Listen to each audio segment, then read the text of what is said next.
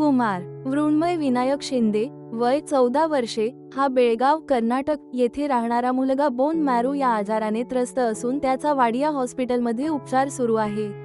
त्याच्या प्राथमिक उपचारासाठी त्याच्या वडिलांनी रिक्षा विकली, पण वाडियामध्ये त्याच्या उपचारासाठी जवळपास 27 लाख रुपयांची आवश्यकता होती। Master Mrunmay Vinayak Shinde, age 14, a resident of Belgaum, Karnataka, is suffering from a bone marrow ailment and is currently undergoing treatment at Wadia Hospital. His father sold his auto rickshaw to cover the cost of his initial treatment. However, approximately 27 lakh rupees were required for his ongoing treatment at Wadia Hospital.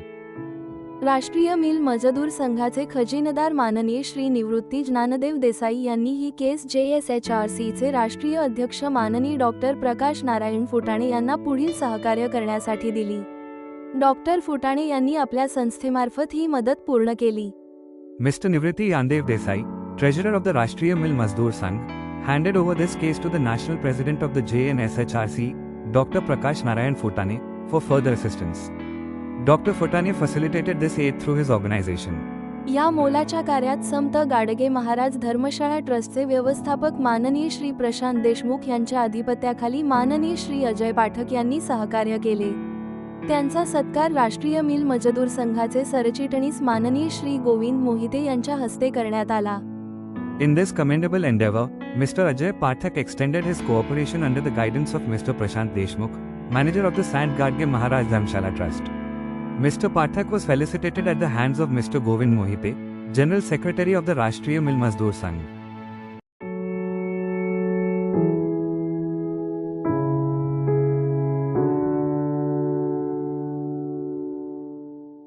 बांधिलकी म्हणून त्यांनी जी केलेली आहे ही अशी माणसं समाजामध्ये कचूत निस्वार्थी असणारी ही माणसं आज भारत देशात या महाराष्ट्रात क्वचितच अशी जन्माला आलेली आहे की त्यांनी जनसेवेचं व्रत आपल्या हाती घेतलेलं आहे। माझ्या परिवाराकडून त्यांचं अभिनंदन करावं तितकं थोडं आहे, तेवढं लिहा। मध्ये समर्थ स्वामीच्या कृपेने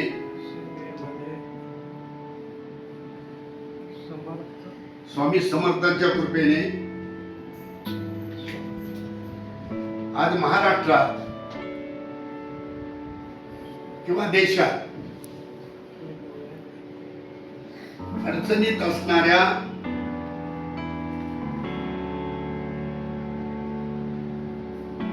कुटुंबाला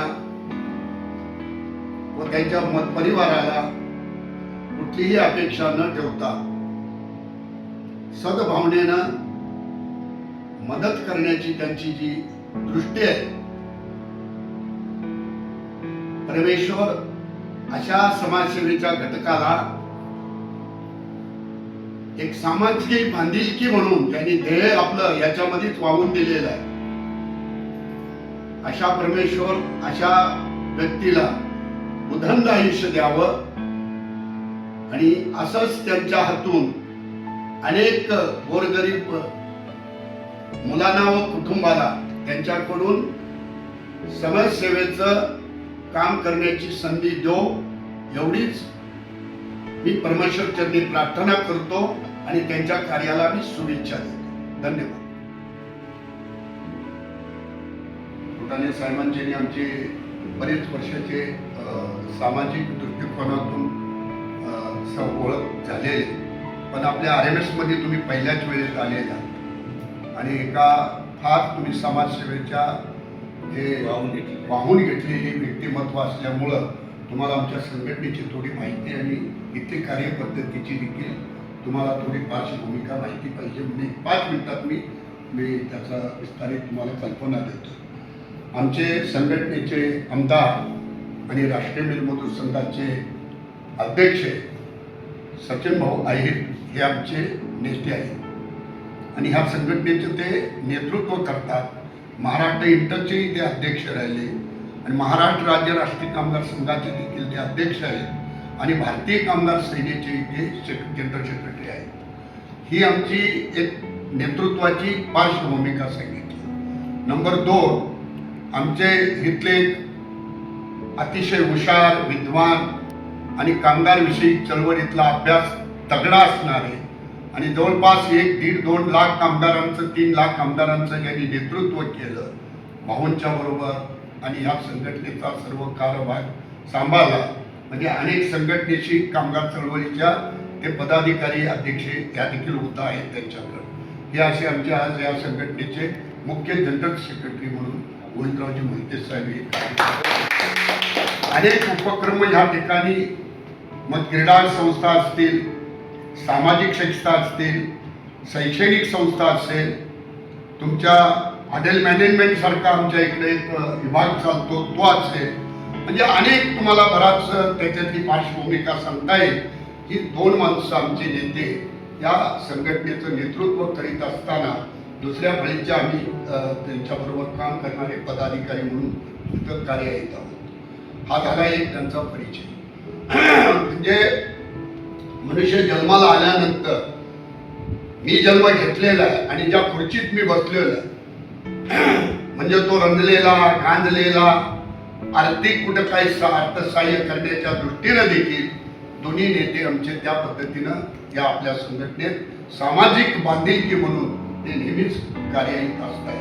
म्हणून आज या संघटनेमधला तो महाराष्ट्रामध्ये किंवा भारताच्या कुठेतरी कोपऱ्यामध्ये म्हणण्यापेक्षा 7 समुद्राच्या पलीकड देखील आपल्या संघटनेचं मोठं नाव आहे. आंबेडकर हे नेते आहेत आमचे, ज्यांच्या नेतृत्वाखाली ही संस्था ज्यांनी स्थापन केली, ते देखील आयलो सारखी एक आंबेडकर इन्स्टिट्यूट एक संस्था आपण जगाला निगडीत असणारी आणि संस्थेमध्ये कामगारविषयी कायद्याची जी काही पार्श्वभूमिका तयार होती तो देखील आमच्याकडे एक मोठा भाग आहे. आणि तुमचा DA किंवा पगारवाढीचा जो प्रश्न असतो आमच्या संघटनेतून ह्या गोष्टीच्या विशेष केल्या जातात असं आमच्या ह्या संघटनेचं मोठं कार्य आहे आणि त्याचं ते हे आमचे भाऊ आणि मोहिते साहेब नेतृत्व करतात. आणि आमचा तो जो स्टाफ आहे तो त्याच्या वर्किंग प्रमाणे प्रत्येकावरती ती जबाबदारी डिवाईड केलेली आहे. म्हणून असे फुटाणे साहेबांनी आज आमच्या संघटनेशी त्यांचं चांगली नाळ जुळलेली आहे आणि ते आता त्यांनी जे काही 25-30 लाख काही 40 लाख जरी उद्या खर्च झाला तर त्या पार्श्वभूमिकेतून त्यांनी कुठलीही अपेक्षा न ठेवता, आपला कुठलाही स्वार्थ न बघता किंवा पदरचे खर्च करून एक नवीन गरीब बालकाला जो न्याय देण्याची जी भूमिका त्यांनी बजावलेली आहे, खरोखर त्यांचं अभिनंदन करावं तितकं थोडं आहे. तेव्हा मी आज साहेबांना विनंती करतो की त्यांचा एक पुष्पगुच्छ आणि शाल देऊन त्यांचा एक आपण मान सन्मान करावा आणि त्यांचा सत्कार करावा अशी मी त्यांना विनंती करतो.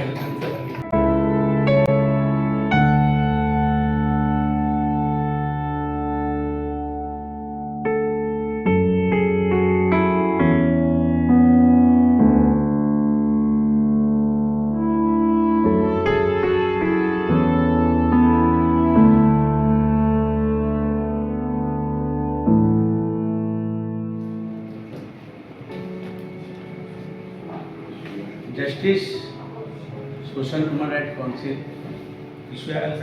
मी डॉक्टर प्रकाश फुटाणे, फाउंडर आहे, संस्थापक. आणि आज आपण एक छोटासा बाळ मृण्मयी शिंदे याला बोन मॅरोचं कॅन्सरचा त्रास घातलेला आहे. ज्यावेळी आमचं निवृत्ती देसाई साहेबांची संपर्क आला की त्यांनी मला सांगितलं की माझ्याकडे अशी एक व्यक्ती आहे, ती बोन कॅन्सरची आहे, ती बेळगावची आहे, कर्नाटकाच्या बॉर्डरला होती, म्हणजे महाराष्ट्राला काही संबंध नाही. अशा महाराष्ट्राची संबंधी नसताना सुद्धा नियमाप्रमाणे त्याला कर्नाटकातच सगळा फायदा भेटला पाहिजे. कारण तरीसुद्धा मला जेव्हा यांनी त्यांचा फोटो आणि ते पाठवल्यानंतर आम्हाला ते आमच्या जस्टिस म्हणजे न्यायाला ते नाही पटलं.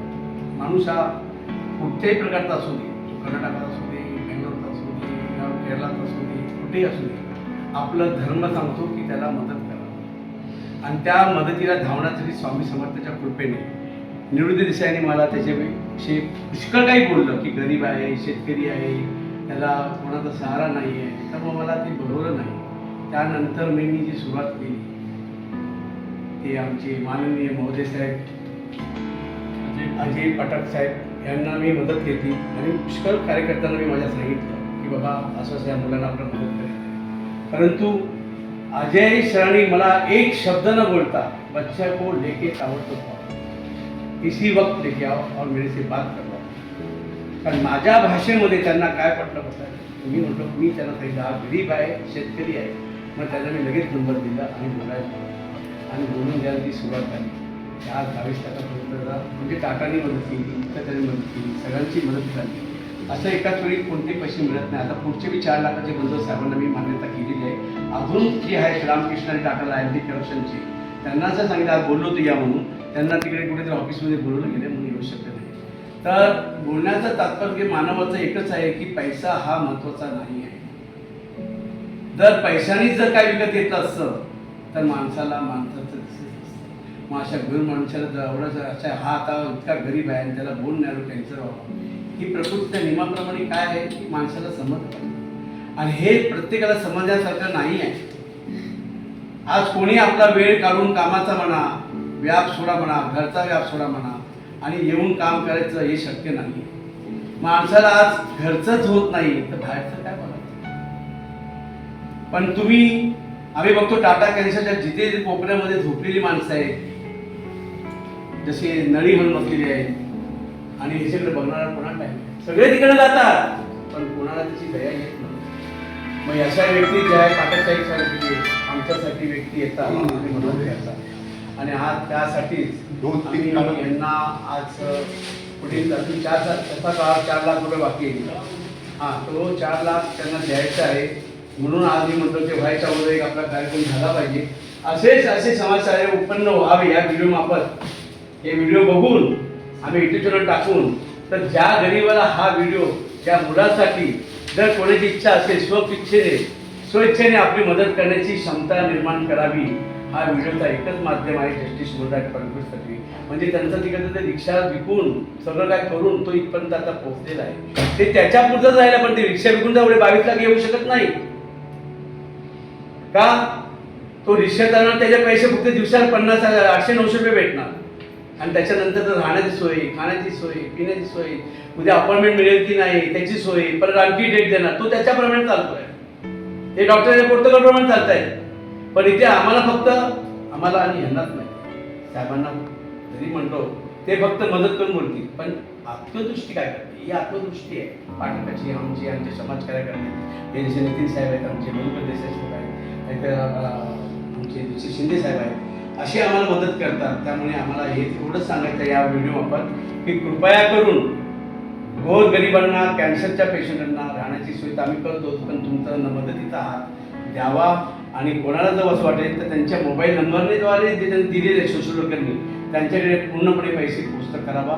एवढंच मी बोलून माझं भाषण संपवतो. आणि मी बोलते साहेबांना एकच सांगतो की तुम्ही आज इकडे हा मी योग आणला, तुम्हाला कालच म्हणतो हा योग असा येत नाही स्वामींच्या, म्हणून त्यांच्याविषयी मला बोलण्यामध्ये काय, यांचं नेहमी आम्हाला आमच्या समाजकार्यामध्ये नेहमी मी कुठेतरी बोलतो ते आगावून येतात आणि मदत करतात. त्यांचं काम क्षेत्र वेगळं जरी असलं तर ते क्षेत्राची जाणीव जरी नसली असली तरी ते आज मला पूर्णपणे 100% मदत करतात. तसे निवृत्ती देसाई साहेब जेव्हा ते मला बोलवतात, मला सांगतात, हक्काने बोलवतात, मी त्यांना हक्काने फोन करतो, त्यांना मी कुठे आधी हॉटेलकडे बोलवतो, इथे भेट तिथे भेट. मला कुठे ऑफिस नाही आहे, ज्याला काम करायचं ऑफिस नाही लागत. रस्त्यावरती मी आभारपत्र घेतले, सायन्सच्या ब्रिजच्या खाली घेतलेल्या त्या बाईचे 2 डोळे जाणार होते, त्याला 36,000 त्याला वाड्या आहे आपला बचवालीस पुढे करून दिलं. तर आभारपत्र हे असंच आम्ही फक्त घेतो की लोकांना हे कळलं पाहिजे की आभारपत्र देणं म्हणजे एकच आहे की आम्ही कोणते पैसे घेत नाही आणि कोणाकडनं घेऊन देत नाही. म्हणून लोकांना हा व्हिडिओ आणि आभारपत्र हे महत्त्वाचं असतं. पहिल्यांदा सगळ्यांचं अभिनंदन करतो की अतिशय फार मोठं काम केलं. हे खरं म्हणजे मानव सेवेचं काम आहे. समाजाच्या प्रमाणात असतं तरी सेवा ह्या सगळ्यात एक गोष्ट आहे. आणि मला आता अजय पाटील साहेबांनी सांगितलं की गाडगे महाराज त्यांच्या त्या संस्थेचे संबंध आहेत आणि गाडगे महाराजांनी खूप केलेले आहे या राज्यासाठी. प्रशांत देशमुख साहेब. आता तर आजचा हा तुमचा प्रोग्राम आहे तो अतिशय जाज्वल्य, म्हणजे ज्याला महाराष्ट्राच्या बाहेरच्या, आता ते बेळगाव म्हटलं तर महाराष्ट्रात असं आपण म्हणतोय, परंतु ते आहे कर्नाटकामध्ये. त्या पलीकडे जाऊन आपण काम करताय, खरोखरच अभिनंदन करण्याचं. आणि तो मुलगा विचारल्यानंतर आपल्याला त्या मुलाला जीवदान देणे मोठी गोष्ट आहे. त्याच्यामुळं खरं म्हणजे तुमच्या रूपाने त्याला ते ईश्वरच भेटलेला आहे तुमच्या रूपाने, आणि म्हणून तो आज आपल्यासमोर दिसतो. कारण ही एवढी साधी गोष्ट नाही, गोष्ट आहे. आणि तुम्ही अशा पद्धतीचं हे एकच नाही, मी त्यांचं आम्ही 7 वर्ष पाहिलेलं आहे की केम हॉस्पिटलचे ते आमचं ते त्या फोटोमध्ये खरोखरच महान व्यक्ती ते दाखवत नाही, ते पण अगदी साध्या माणसासारखे राहतात. आणि त्यांच्याकडून ही जी काही कामाची पद्धत चाललेली आहे, खरोखरच सगळ्यांनी त्यांच्याबद्दल त्यांचं कौतुक करावं असंच आहे. आणि हे काम अशाच पद्धतीने पुढे राहिलं, समाजसेवेचंच काम करणं अतिशय महत्त्वाचं आहे. कारण सरकारवर कुठली गोष्ट आवडून पुढे जाणार नाही. समाजात आपल्यासारखे लोक आहेत म्हणून समाज चाललेला आहे, त्यांना हा समाज मागवणं पुढे राहीलच. त्याच्यामुळे जोपर्यंत आपण आवश्यक आपण असेपर्यंत माझं एक वाक्य असतं की ज्या माणसाचा समाजाला उपयोग नाही त्याला जीवनात जगण्याचा अर्थच नाही, त्याने जगूच नाही. तर असं एक आपलं हे आहे. त्याच्यामुळे खरोखरच आपण चांगलं कार्य करत आहे. आम्ही देखील समाजामध्ये वावरत असतो, सगळ्या पद्धतीची आपल्याकडे असतं. आपण आपल्या परीने जे खालीचा वाटा करू याच्या पुढे देखील धन्यवाद. आजच्या या कर्माला संगती करण्याबरोबर मी थोडंसं 2 शब्द आणखी एकदा बोलणार. लोक मोठमोठ्या हॉलमध्ये करतात कार्यक्रम, आणि माझ्या कार्यक्रमाला स्वामी कुठेही जागा सोडत नाही. त्यांना सगळ्यांना म्हणजे मी कुठेही कार्यक्रम बसला की तो मोठ्या प्रमाणात जातो. तर हे शेवट करायच्या अगोदर 2 शब्दाची एक ओळी आहे आपल्या शब्दामध्ये. सुखाच्या शोधामध्ये बसलेला हा मानव, सुखाच्या शोधामध्ये बसलेला हा मानव, समाजा व्यक्ती असलेले आणखी काही प्रवृत्तीचे प्राणी असलेले प्राणी वेगळ्या पद्धतीने चालत असतात, परंतु एका दृष्टीतून दुसऱ्या दृष्टीपर्यंत जाण्यासाठी दूरदृष्टीची आवश्यकता असते. तर ती दूरदृष्टी नसेल तर हे बाळ जन्माला आलं नसतं. प्रत्येकाने एकच ओळखावं की हे माझंच बाळ आहे, ही माझीच व्यक्ती आहे, ती माझीच बहीण आहे, हे माझेच भाऊ आहे. यांना मी उदंड आयुष्यासाठी मी देवाला प्रार्थना करतो. माझ्याकडे आलेला स्वामी समर्थाचा एक भक्त, त्याला देवा तू खाली पाठवू नको, आणि पूर्णपणे त्याला यशस्वी करून आणि त्याला पुन्हा आपल्या मानवासारखं जगण्यासाठी, उडण्यासाठी, त्या घरट्यातून बाहेर पडण्यासाठी त्याला शक्ती दे. ही स्वामी समर्थ माझी तुला कळकळीची विनंती आहे. तू कुठे असेल त्या स्वामी समर्था याला तू पूर्णपणे त्याला सदिच्छा देऊन त्याच्या पूर्णपणे शरीर सुदृढ कर, आणि पुन्हा चांगल्या जागावरती मोठ्या पदावरती असा बाळ तयार होईल. ही माझी गवाई स्वामी समर्थ आहे. आणि हाच हॉस्पिटल उघडून दाखवेल की मी असो नसो हा मुलगा नक्की डॉक्टर हॉस्पिटलचा बनवणार. ही माझा त्याला संपूर्ण आशीर्वाद असेल. ही स्वामी